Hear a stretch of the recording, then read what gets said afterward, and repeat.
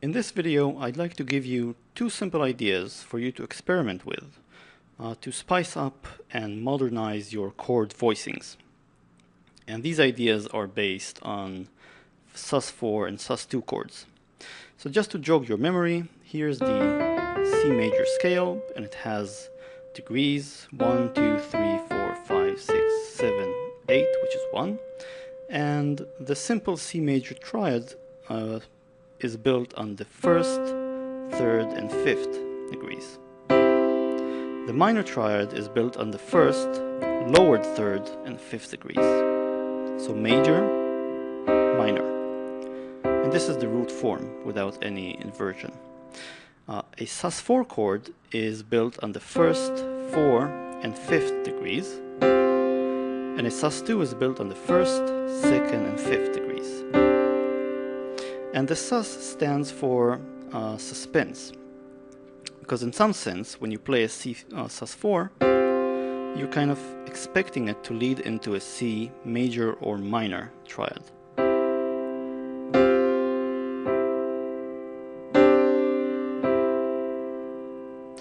So the first idea involves playing a combination of fourth and major or minor chords simultaneously. And this ties in with the idea of polychordism, which I've covered in a different video. So let's just pick a simple harmonic progression, and I'm going to play root form triads in both of my hands. So I'm going to play C, F, G, B flat. So I'm playing the exact same thing in both hands.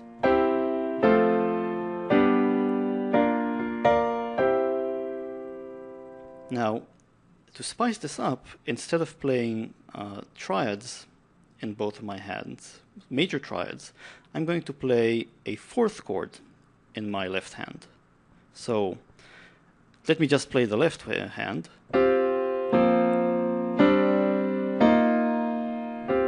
So C Sus4, F Sus4, G Sus4, B flat Sus4, and back to C Sus4. And when I play them together, they sort of clash, but not enough to create an unpleasant dissonance. In my opinion, it's quite the contrary. The sound sounds a lot more sophisticated.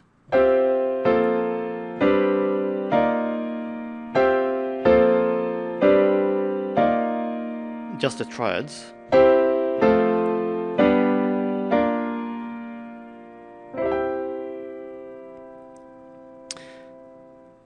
Now, you can try all sorts of variations. For example, instead of using simple root forms, you can start exploring maybe inversions. So let me invert the right hand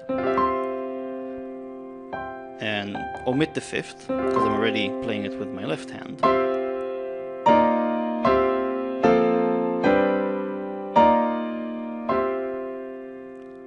So you can come up with different ways of combining fourth and major or minor triads in both hands. The second idea I'd like to show you is combining a fourth chord, or actually, sorry, a Sus2 chord in your right hand with a bass note that corresponds to the third degree, so to the major or minor sound. And let me explain what I mean.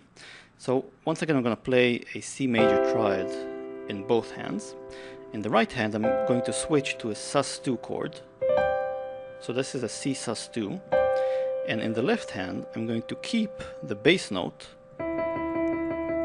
that sort of defines the major sound of my chord. So that's the third degree. And this is a nice and interesting voicing.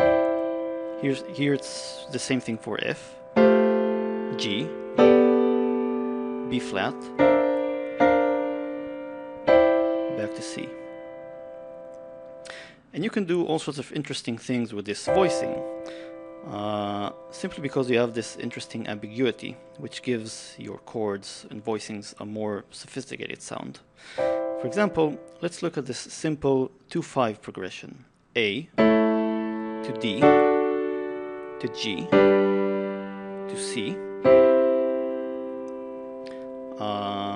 then say to F7, B flat major, and then C and D. So I can do the same thing with the Sus2 voicings. And for this actual voicing, I'm going not to use the root form of my Sus2 chords, but I'm going to invert them. So this basic note here, the C, is going to go up one octave. And I'm going to have the first inversion of the C Sus2 chord. So for example, for the A major chord, instead of playing this, I'm going to go to the third degree. So this is my A major. I'm going to use the third degree for the bass. And in the right hand, I'm going to play the A Sus2, but invert it. The same thing for D. Same thing for G. C. F7. So I'm going to play F Sus2 in the right hand, but the 7th degree in the left hand. B flat, C, D. So played a bit faster, it sounds like this.